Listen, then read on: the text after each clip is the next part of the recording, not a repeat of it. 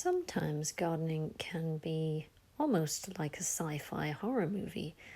This is the devastation from a very common pest, the squash vine borer. And like a sci-fi movie, remember the brain bug from Star Troopers? Yes, this creature is quite terrifying. The squash vine borer egg is laid by the seed moth, which, as you can see, is quite a pretty moth. The eggs are small, brown, and oval shape, and they lay them at the stem of the plant. Now, I thought I had actually escaped from the squash vine borer infestation because I had thought, being in North America, actually in Canada, that I would only be susceptible to one potential infestation time.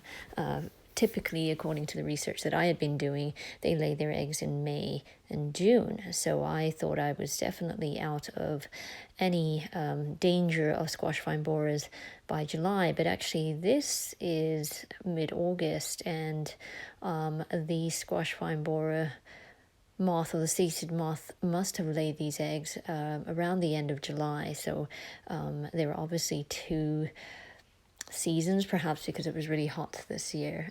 The moth is active during the day, and as I said, you have to keep an eye out for the eggs on the bottom by the stem.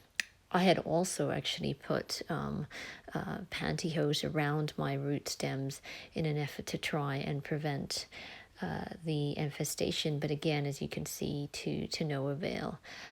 So this is the one that I found in my smaller zucchini plant, and I tossed it to the creek, and this was what the plant looked like before and afterward.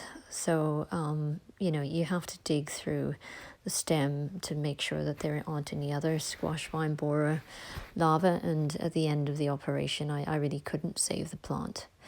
And here is my second plant, which, as I think you saw from my earlier videos, I had been having a lot of success with this plant. It had borne me several fruits, and unfortunately, I had a powdery mildew, which I think already showed a weakness in the plant. And I thought perhaps this plant hadn't succumbed to the squash vine borer, but you can sort of see the telltale signs. So when you're looking for squash vine borers infestation, you can see that the root is soft to touch. It's also got this sort of fraise, it's called, which is basically the poop of the larva, which is this sort of brown sawdust material, and that's really a big clue as to whether or not you've got the squash vine borer. And like John Hurt, an alien, basically this larva is living inside the plant, so quite disturbing and rather like a sci-fi horror movie.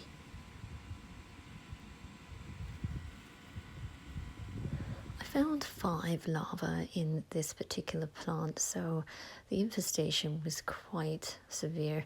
Here I am basically feeding this little grub to the fish. At least someone's going to get a benefit out of this.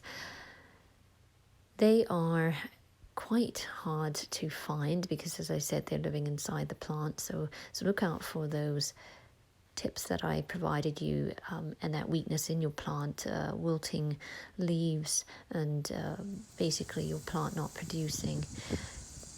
According to many of the expert gardeners, you can save your plant if you catch this in time. So you can insert a wire into your stem and dig these guys out, or kill them in the stem, and that will actually save your plant, as long as your plant has a secondary root system where you can heal over the stem that has been damaged.